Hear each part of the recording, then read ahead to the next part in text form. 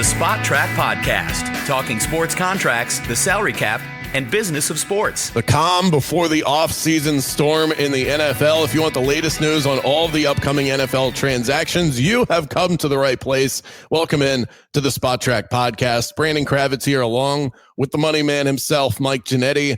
Mike, how's the week shaping up thus far? Calm before the storm. Right. Yeah. Hopefully we sneak a few baseball signings in here in the next couple of days because camp is broken and there's actually games today, practice games today. So that's taking the usual long time. But yeah, the NFL stuff's really starting to trickle in. The Saints have started restructuring contracts, so it's officially the off season. We're here. Well, let's get into it. We have a lot of storylines to comb through in the NFL, but I think we'd agree the number one storyline in the NFL offseason is it's already this. It's going to continue to be this is Justin Fields and the Chicago Bears and what they do with the number one pick and their current quarterback situation. So I want to dig into that angle a little bit. What are the actual chances they retain him? It doesn't seem like a lot of people are discussing that as a possibility, but it still is one because the fruits of that number one pick would be something you could build an entire franchise off of. There's no question. And based on what he's been saying in the past 48 hours or so, he's sick of this already, and we're not even there yet, right? And B, they haven't told him either way. So I'm with you. My guess is that they're still running through all of their options. There's a world where the best option is to keep him and just absolutely take in 3-4 first-round picks for that number one pick and really build this roster out properly with a slightly above average quarterback who, if has the proper line and the proper weapons, can flourish. Have we not seen that with too many teams now, right? I mean, how many Jimmy Garoppolo playoff games and Brock Purdy's and these quarterbacks that really don't belong there, the Nick Foles? How many times do we have to do this before we consider this an actual way to build a winning team in this league? So if you don't have the number one superstar player, I don't know that you have to go and restart this process, but the chances, I would say, are 40-60 that he's retained. I put it that high right now. Wow. I really would, because I think that's higher than most would than most would set it. And I think the question then becomes, I agree. And I think most people that follow this sport you can absolutely build your team that way. We have seen enough examples of it. You build up your roster, you put a quarterback that you can just trust to operate the system, and you can go pretty far. And then also, I think it helps with long-term sustainability as well. But you trade in anything to get that next top-level quarterback. You have to decide whether Caleb Williams or Drake May is that guy, and they very well could be. That becomes the real question. Is I think it really comes because you can get a lot for the pick. How do they evaluate those quarterbacks? Yeah, and taking it one step further, right? Justin Fields is a solid quarterback. He has not been given a team that has been allowing him to succeed. Why would we think that Caleb Williams is so much more talented that he can overcome all the deficiencies that this Bears roster has had? Because it's not like we're waiting around anymore. There are people in Jacksonville that want Trevor Lawrence gone right now, 3 years into this thing, because he hasn't even come close to living up to the number one status. That's going to happen with Caleb Williams if this Bears roster isn't ready for him to succeed. So it is riskier than I think we're saying out loud, right? I mean, it seems like the easy choice is just to reset the rookie contract, go with the stud quarterback, take the number one pick. There's plenty of data out there that says it's an absolute crapshoot, even with the number one overall pick, even at the quarterback position. So I always love doing this as a nice reminder of what exactly a pick like this costs. If you want to go back to the year where the Rams traded up with the Tennessee Titans to get the number one pick, where they drafted Jared Goff, they moved up so they gave up pick 15 in that draft, 2 second-round picks, a third-round pick, and then a first and a third in the following year's draft. Yeah, I think you could safely tack on 2 or 3 more picks this year. Jared Goff is not the prospect that Caleb Williams is. That's right. And maybe having Drake May sort of dilutes it a little bit, but I don't think so, right? Could you have a diluted offer for the number 2 pick is what I'm saying. Maybe that's the savvier move here. Maybe the Bears don't have the leverage they think they have. They do. I want to go back to Fields real quickly. I threw a tweet out yesterday that's just been getting murdered, as you might imagine, right? Because I put a contract value and all sorts of information regarding where he stands right now and where things may be going.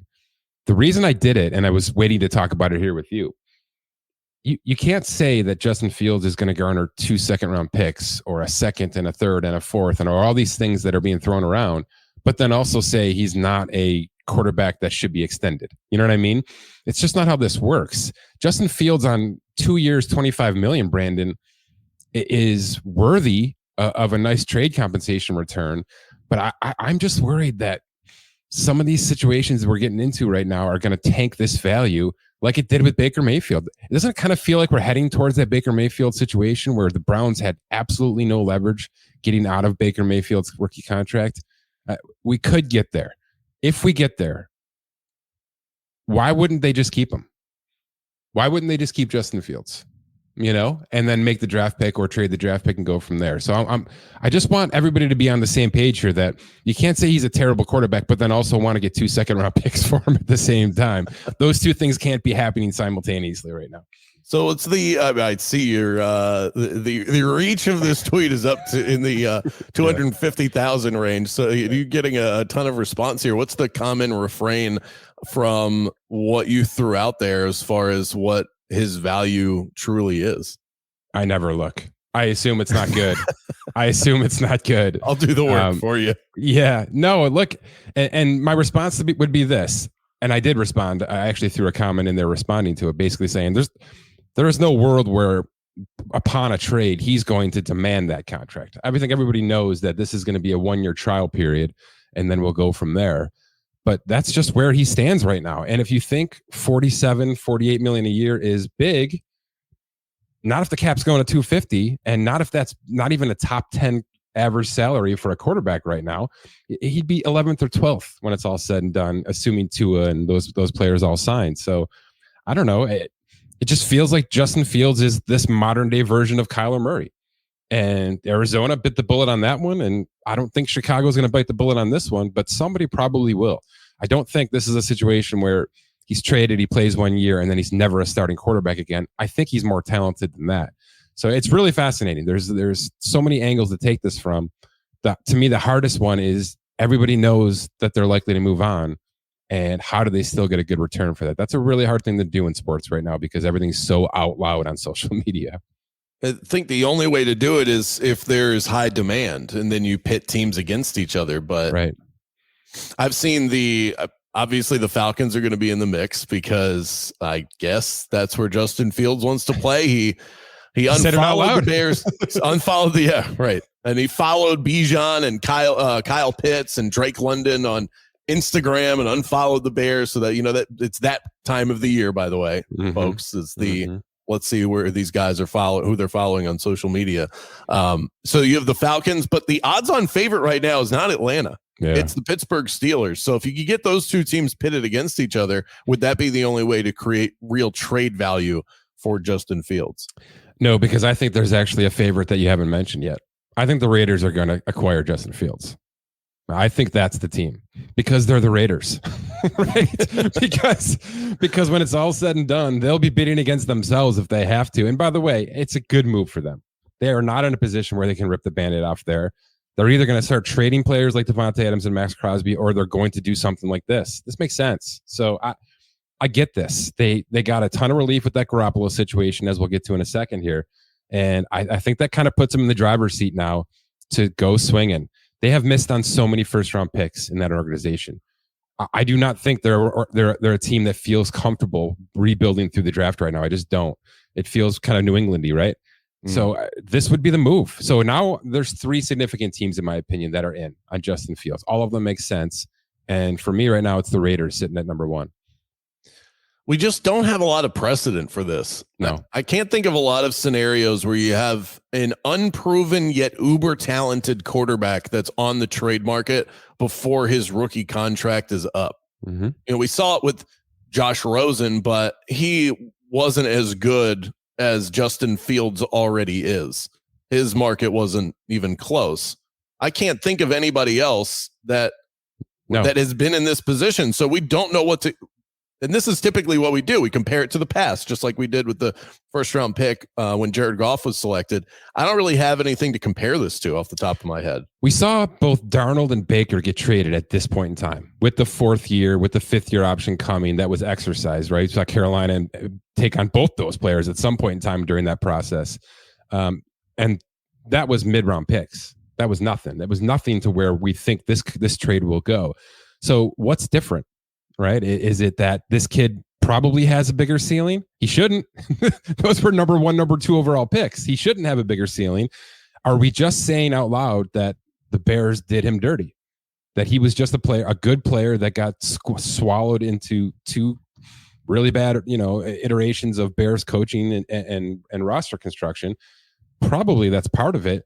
But I'm with you. I'm not sure this is different. I'm not sure this is like a unique unicorn situation. And if that's the case, the second round pick stuff that we're hearing, and I've been saying it out loud myself, might be a pipe dream for the Bears with Justin Fields. It may not get to that point unless there's 3-4 teams in on him and you get some sort of bouncing around. But yeah, so then I want to pause right there then, because I'm curious. I don't hate the idea, and it's passed my mind as well, as far as the Bears just saying, we're not getting what we want for Fields, so we'll hang on to him. But what's the upside in doing that? Is it just simply not caving to a deal you don't want to make?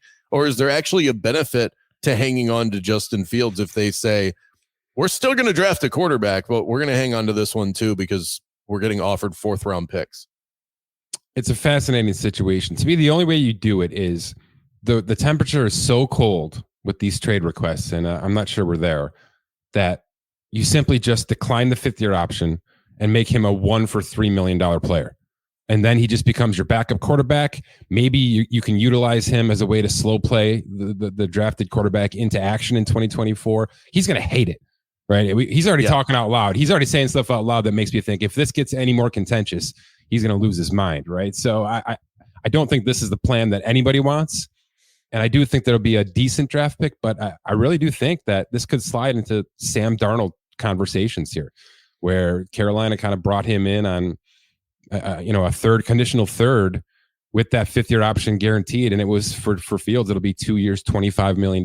There's worse situations out there, that's for darn sure.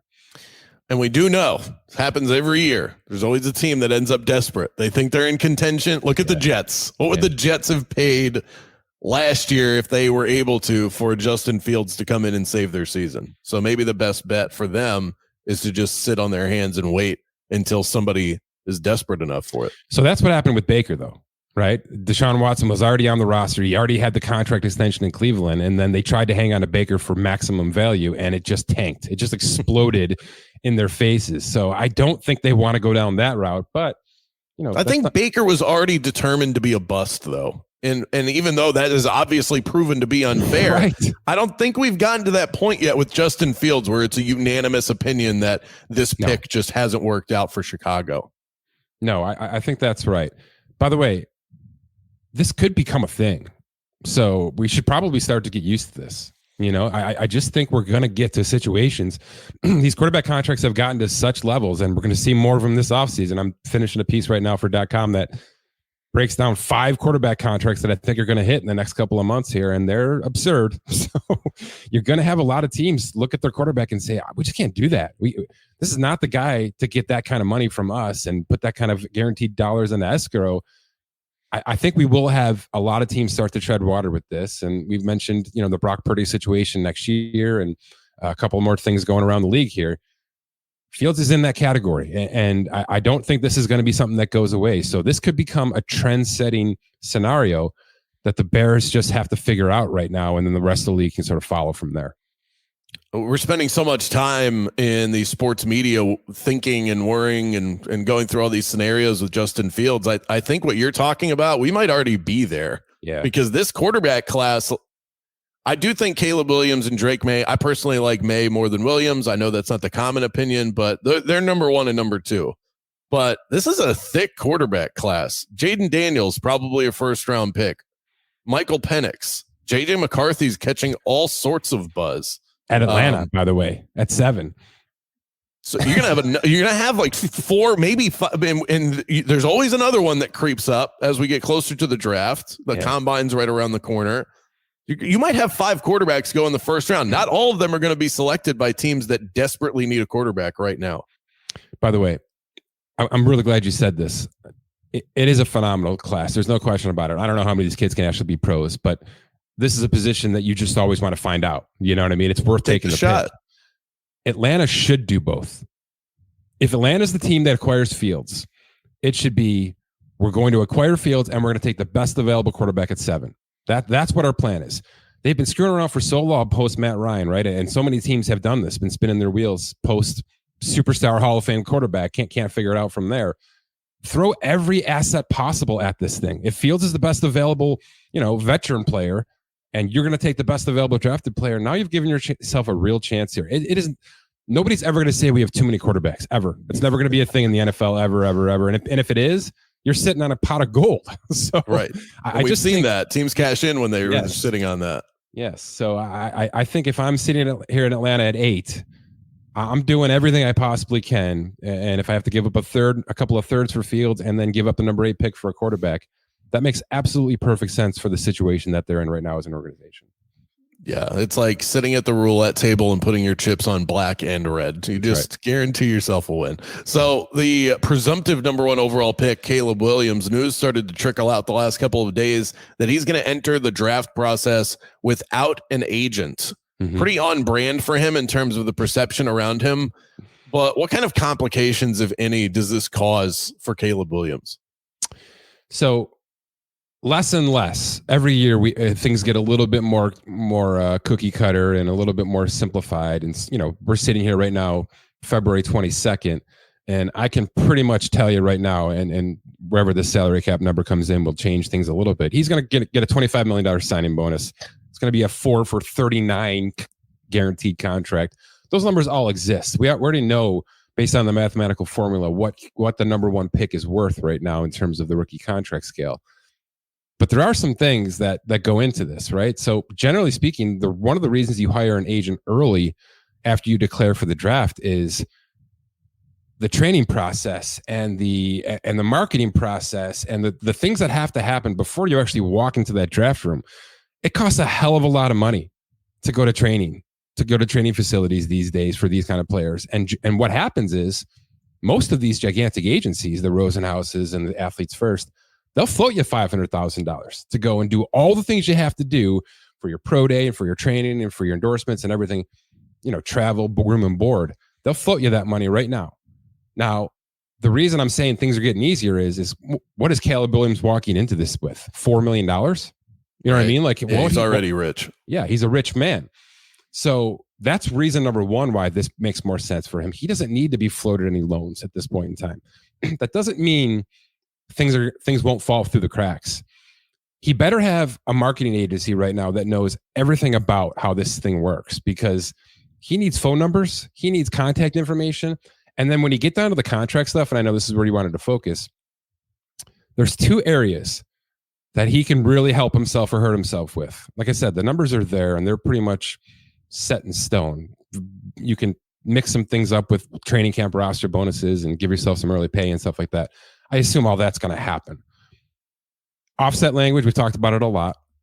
He will be battling with Bears front office or with Washington's front office, whatever it's going to be, about offset language. And if for those who don't know what that is, Russell Wilson has offset language in his contract right now. So he's going to be handed $39 million to walk away from Denver in a couple of weeks here. And whatever he makes from another team this year, so let's say Pittsburgh signs him on a minimum contract of $1.2 million. If he makes that whole $1.2 million, that is subtracted from the $39 million for Denver. So Denver now owes 37 and change instead of $39 million. The same thing happens with rookie contracts. So if offset language exists, and for some reason he is released out of this contract before the 4 years are up, he can double dip if he has the language. Without an agent who has done this kind of work over and over and over again, the team can really hold out and really put their foot down and say, no, we're not doing this. You don't have a snap in this league. We're not doing this. And there have been very, very good players that have lost that battle. So that's one. The other one is this. The big push lately, especially with second round picks and some of those later first round picks, is the timing of when the signing bonus is paid. So if I'm telling you he's getting a $25 million signing bonus, a lot of times, especially in years past, it was, we'll give you half now and you won't get another half until next March. And it sounds petty, right? Because we're talking about what? $12.5 million and $12.5 million. It's an insane amount of money. But suspensions, things like that come in, that's all recoupable. And if it hasn't been paid, ask Ben Simmons in the NBA, if that money hasn't been paid, it's a hell of a lot easier for a team to say, forget it, we're never paying it to you, and we'll go to court to make sure it never happens. So little scenarios like that, where he can probably work on getting all 25 million of this thing in 2024, maybe some now and some in September, to make sure that it's all in his hands and it's kind of his to lose at that point. So those are the intricacies. Other than that, it's very, very cookie cutter. Do I think this is a good idea? At this point, I'm okay with it, Brandon. I really am. Now, he's making ridiculous statements like, if Lamar's mom can do this, I can do this. He's so arrogant with everything he's doing right now, and that's not a great look. By the way, that speaks to that marketing agency that you say he needs that more than anything PR. else. Yeah. And by the way, that's just going to make the team want to absolutely go after him even more. So he's not making this easy, but I do think it's a very doable process for a highly picked quarterback contract on a rookie wage scale. Lamar Jackson, it was highly reported and discussed that when he was going through his last contract negotiation, he didn't have an agent. Did he have an agent when he entered the NFL, when he was picked at 32? I don't remember. I want to say no. I want to say he has gone pretty much the whole way without one. And there's been a bunch of high-profile players doing this now.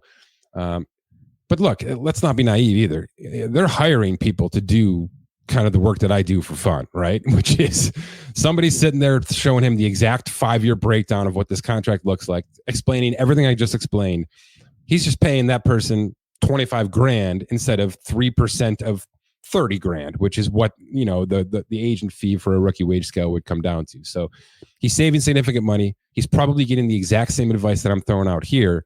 And all is good as long as the team doesn't sit him down and hold out on this process and make sure he doesn't show up to camp until August 30 something, because he's still battling his offset language process, which has happened. It's happened with big players, and you'd hate to see it happen to a player like this because of this decision. Well, Caleb, if you're listening, I know just the man for you if you need advice. His name is Mike Ginnitti from Spotrac.com. Earn Mike a nice little payday there if you were to go that route. Just throwing it out there, personal endorsement.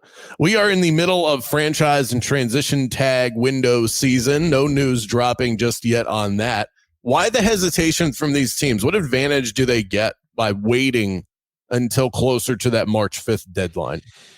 None, really. Essentially what happens is the second you offer that tag, you have to allocate that cap hit to the books. And there's just not a lot of teams that have cap space right now. I think half the league is over at this point. You're starting to see some of those conversions come in to make some room, and some releases come in as well. So teams are working on it, but for the most part, they're just not ready. It's a quick turnaround from the Super Bowl. The Super Bowl was 11 days ago. There's a lot of ducks that have to get in the row. The actual salary cap has not been set yet. So the franchise tag values have not yet been set for a lot of these players. That's a big deal. You kind of want to know exactly where you're standing, because some of these teams are going to be running up against the $20,000 to $30,000 mark when it comes to cap space just to be compliant here. And for the most part, you'd like to think that many of these players are still in long-term negotiations and they don't want to pigeonhole themselves with a franchise tag until the very last minute with hopes that they can actually work out some sort of deal. So I hope there's some of that going on. I'll be honest, I haven't heard much, right? It seems like Mike Evans is walking away from Tampa. Seems like Baker's going to get a chance to test this market. I haven't heard an absolute peephole about Michael Pittman Jr. And right. he might be my favorite tag candidate of all these, even more so than T. Higgins. This kid is going to be a stud with Anthony Richard in town. They cannot let this kid walk to the open market. It just can't happen. So no, I mean, the Bengals could live without T. Higgins. It would be a blow to their offense, but you still have Jamar Chase, so you'll figure it out. Right. And Joe Burrow. But yeah, Michael Pittman, huge piece. I was looking at that one too. I feel like he's a surefire franchise tag candidate. And we're hearing nothing. So maybe it means that they're working on a deal, and that's just going to be how they announce things, and hopefully so. But yeah, the Josh Allens of the world, the Antoine Winfield Jr.'s of the world, T. Higgins, we're starting to hear that those guys aren't getting off the roster, and the tag will be in place at some point in time if it has to. But I don't know that we'll have a fruitful tag class this year. Let's put it that way. Would it be a mistake for the Bengals to tag T. Higgins with the big names that they already have, having already paid Joe Burrow, Jamar Chase coming up soon? It just seems like a luxury that they shouldn't be able to afford right now. Yet it seems like that's the route they're going to go. What are your thoughts on that? Yeah, you kind of mentioned it in the correct chronological order there, right? They haven't paid Chase yet, and they won't pay him probably until after next offseason, if I had to guess. He's eligible right now, so it's not like they couldn't go and do that. But my thinking here is he wants T. Higgins around. They want to try to make this work. He's going to forfeit. He's going to push back his contract one off season, make sure Justin Jefferson and those big guys hit first, and then he'll be really ripe for 30 million plus. And you can lock in T. Higgins on 1 for 21 because Jamar Chase's cap hit is 9.8 million right now, and that's probably not going to get changed. So you stagger things properly, you can make it work for one more season. My guess is T. Higgins walks after 2024, and Jamar Chase comes back on 33 million a year, and everybody's none the riper for it. Can Kirk Cousins get tagged again, or has that happened too many times now? It's not about the tag situation. It's about how his current contract was structured. His agent is such a freaking genius, Brandon. He's one of the best guys too. I talk to him often. He's just the best. So not only has he been fully guaranteed for 6 straight seasons, but the void date on this current contract is March 13th, the start of the new league year in 2024. Well, the tag window ends March 5th. Which means right. Kirk Cousins won't be out of his current contract until well after the tag window. So it's not even possible for Minnesota to tag him because technically he's not a free agent yet. So interesting. It's a very savvy move by them. No trade, no tag situations. There's a few players like that around the league, but he's going to walk. And unless Minnesota comes up with the extension that I think he deserves, walk and for some of these Justin Fields, Russell Wilson conversation teams that we've talked about today. Let's get to our quick hits before we wrap up today's episode. Jimmy Garoppolo suspended 2 games by the NFL for violating the substance abuse policy. Would this be the official nail in the coffin of him being a starting quarterback in the NFL? I got to tell you, this is not a great amendment to the all of the conspiracy theories that the league is scripted, because when this dropped, that's all I saw was this is exactly what the Raiders wanted. They, this was part of the process. This is a big deal. It's a big deal. We're forfeiting $11.25 million to a player who was absolutely going to get released and paid that money to hit the door. So I think the whole package, right, him being benched halfway through the season for Aiden O'Connell, who's certainly not burning up the field right now, plus this probably has relegated him to a backup role. Doesn't mean he can't make a couple $1 million this year somewhere. I don't know if he's that guy, though.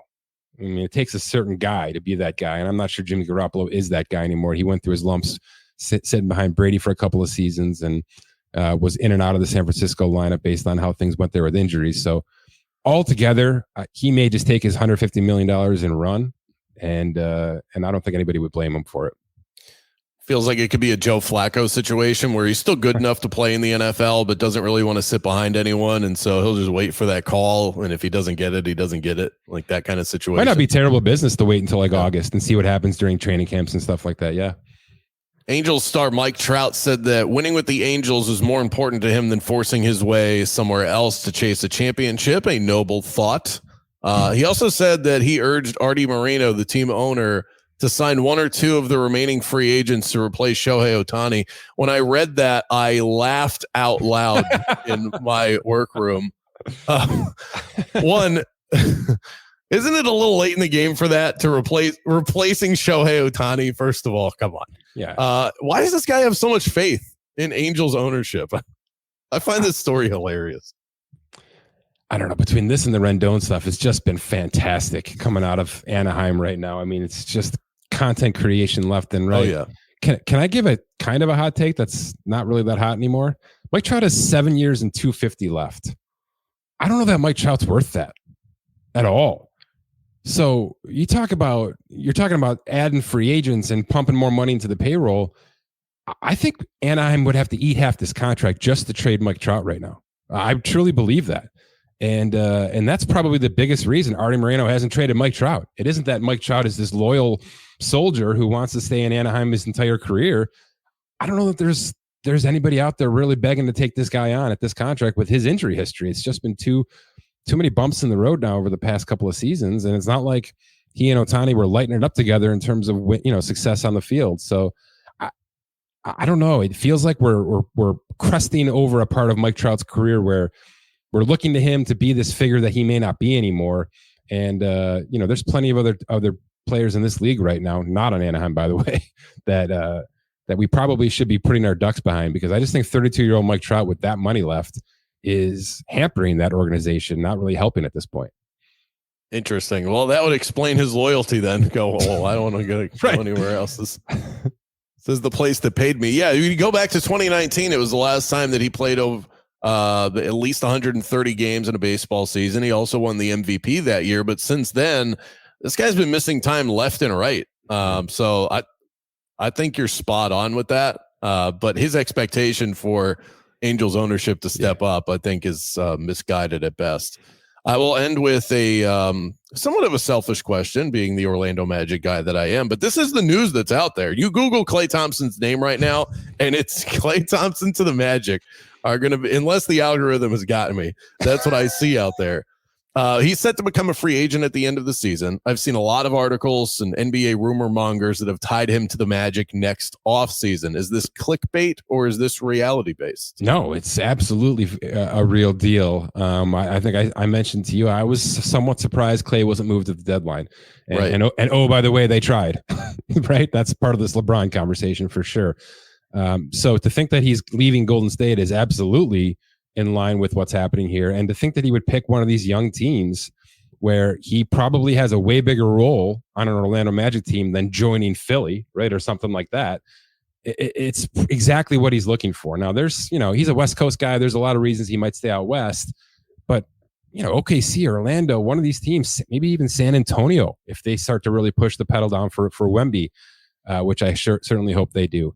It's the perfect fit. Can he play 82 games at a high level? No. So, that better not be Orlando's only sign next offseason, but totally the right fit, especially from a locker room standpoint, especially from an effort standpoint. Even if he can't do it himself, just being able to explain to these guys what it's going to take to get, to make it through June, because it is a marathon. I think it's a perfect fit. And I know you've been looking for that locker room dad in Orlando for quite some time. I mean, this is definitely a couple of levels above just dad figure. I think Joe Ingles has carved out that. You just build the Klay statue the second you sign him in Orlando. See, but here's the thing. This is you lining up what I think is the national perspective is the Magic would just be like, Magic fans just groveling at the feet of Klay Thompson. Please, we need you so bad. Yeah, they don't. No. Klay Thompson would be coming off the bench for this team right now. I know that sounds crazy, but Jalen Suggs is 2 times the defender that he is. Why would you bench Suggs to put Thompson in? So so I don't think this is going to happen personally, because Klay Thompson would come in thinking exactly that. Head honcho, where's my statue?